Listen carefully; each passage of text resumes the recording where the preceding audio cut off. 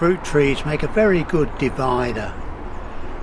In commercial worlds they call it hedge growing of fruit. And the main thing is to try and have an A shape with branches going out a bit at the base and then sloping up, so you get the maximum light onto the trees. Here I've got them as young, very young, 1-year-old trees, bent into an S shape. And of course, as you put that pressure onto each branch, so it forms spurs. There's another one here that mirrors it. So it's S after S. And if I go right down, low down here, you can see the spurs, and I need to cut back these spurs to fruiting bud. There's a spur there that will flower and hopefully carry fruit, and another one there. So we have all these nice little short spurs. I'll be pruning back. I need to go the other side and do the other side. There. Always take off every dead bit. That one needs to be shortened. Let me come up here so that you can see a bit more clearly. There's a really lovely fruit bud there, so I'll just cut that.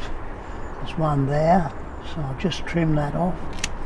So that's got the flowering spur there, then up here. Sometimes the spurs just need shortening a bit.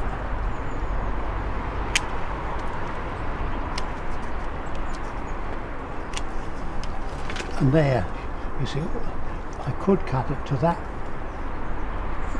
flower bud there, or I can come right back and shorten it here. And I think I'll keep it to that one. This one here. And this I'm going to tie in and take next year to finish the S along the top rail. Now if I take you down on this next cordon tree, you'll notice I've let a very strong shoot grow from the base, and normally we wouldn't have done that, except I was concerned about a bit of canker disease here, and if that girdles the trunk the tree would die. So I left this with a view to being a replacement. It doesn't look as though it's going to be necessary, but I have this really lovely strong shoot.